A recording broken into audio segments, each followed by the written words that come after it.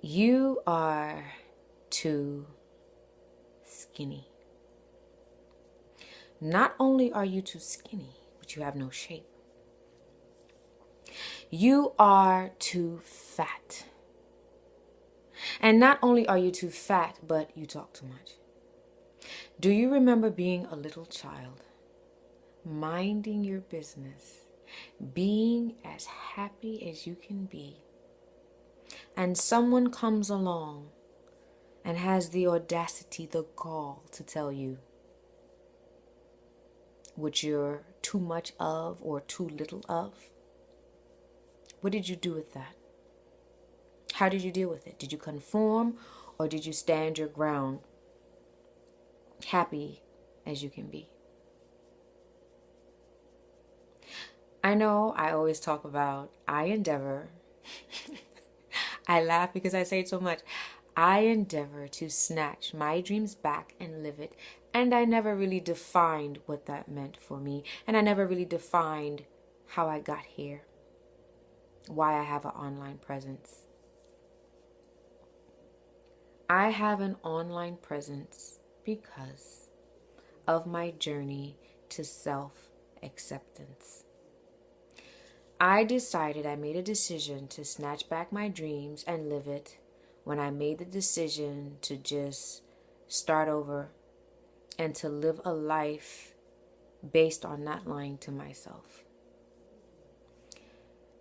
I made my list, and in making my list, being an entrepreneur was on that list. Why? Because I realized that the 40-40-40 plan was not for me. And at this late stage of the game, I needed to do something different. I needed no gatekeeper. If anybody was going to be the gatekeeper, it was going to be me. I was not going to have somebody else tell me how I can earn a living and how much and what kind of lifestyle that I should lead or live. So on that list was to become an entrepreneur. And the question was, what can I offer? What can I do? How can I be of service? How can I wake up every morning and be happy of the contribution that I am making to life, especially my life? I'm a firm believer that life is to be fulfilling. And in being fulfilling, it's helping others through your life, your testimony, your talents, your gifts. So what did I have to offer? I have to offer my story of aesthetically liking myself and in honoring that small voice within in accomplishing my goals, desires, and dreams. Accepting myself physically, aesthetically was on the list. Well, my list is really, really long. But anyway, this is what happened. I was born into a community where what I have biologically to work with, hair, the fact of it being woolly and growing up and out, because this community it was a sub-community in a predominant culture where the people had straight hair, it was socially accepted that the type of hair we have is not attractive. It doesn't look good. So you look at the people, the predominant culture who put out the advertisements, the beauty pageants, the celebrities. They had a specific look and all of them had straight hair. So it was a thought that, hey, we have to look polished. We have to look attractive. And in order to do that, we have to have straight hair. So we put chemicals in our hair. We wear extensions of naturally straight hair. And it is all to just cover up what you have. I had a problem with that. The small voice within just kept gnawing and gnawing and gnawing away at me. Every time, I conformed. I put the chemicals in. I put the extensions in. I did all of those things. But every time my hair grew out, I had to face that part of me that kept saying, you don't like you.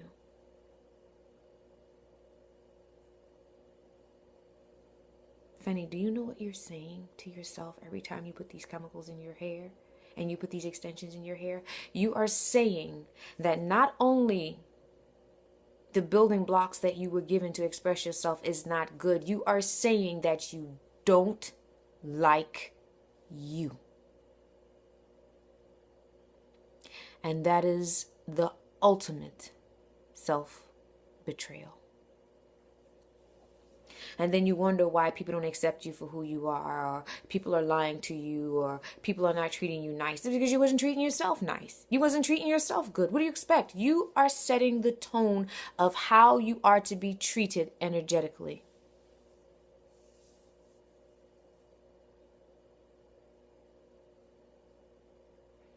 There were people on the side of on my journey, people on the side of the road, they're just looking and pointing fingers and, oh, that's crazy. It's just like how you're on your journey now. You want to be, some of us want to be an entrepreneur. Some of us want to lose weight. Some of us just want to feel good when we take our clothes off and look in the mirror. Some of us want to travel. Some of us want to stay at home. Some of us, we all have our individual dreams, and those around us will point fingers and laugh and say, you can't do it, and what are you doing? This is crazy. Yeah, people thought I was crazy. I shaved my head for 6 years. I had to face my fears. I had to take the bull by the horns and stare it dead in its face and say, what? I ain't had no hair. What? I'm not putting chemicals in it. What? I'm not straightening it and I'm not covering it up. What?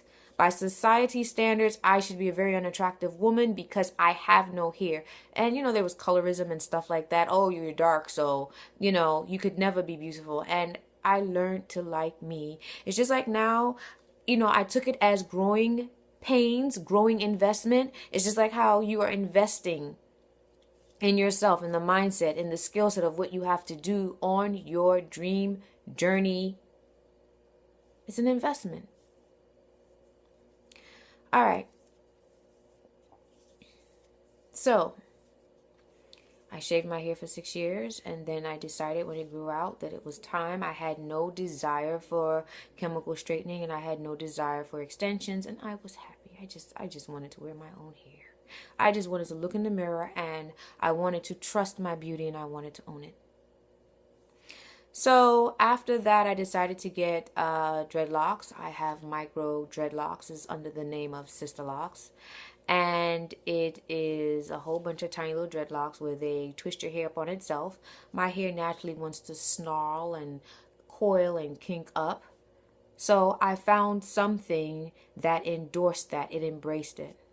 When my hair hit my ears, I was like, this doesn't look too good, but it was my growing pains, my growing investment in my beauty. Just like you are investing in yourself, in your dream, in your goals and desires. When it grew to my jawline, I was like, okay, it's growing. I'm just happy to have my hair. It grew down to my shoulders, and I was like, all right, I can work with this. And those who were standing on the side were looking and saying, wait a minute. I didn't know it could look like that. People are going to tell you that as you chip away on your journey, on your dream journey. They didn't think that you can live like that. But you see, that's what we're here for. We're here through our urges, our dream urges. We are here to show people of what can be. That's it. We don't have to convince anybody. We just have to live our life and enjoy it. And in doing that, we inspire other people to see that they too can have it and even surpass it. My hair grew down to my shoulder blades, then it grew down to my waist, and then it grew down to my high hip, then it grew down to my lower hip. Here's my lower hip. And then I cut it. So this is where it stands right now. It has changed color over the years. It has naturally, it's naturally bleaching out, but I plan to color it back black. So that's how my hair got me here. I felt, hey, I can share my journey. I can share my my experience in liking and accepting my beauty aesthetically. We all have dreams. We all have an inherent distinct beauty. There's beauty in your looks, there's beauty in your soul, there's beauty in your thoughts, there's beauty in your goals, there's beauty in your desires. All these things make you beautiful. And on that dream list is to inspire people back to themselves, back to accepting themselves. That is a high form, the highest form of self-love, and that's self-approval. Learn more at snatchingmydreamsback.com. In finding value, please like, share, comment, and before I go, say it with me. I endeavor to snatch my dreams back and live it. Peace.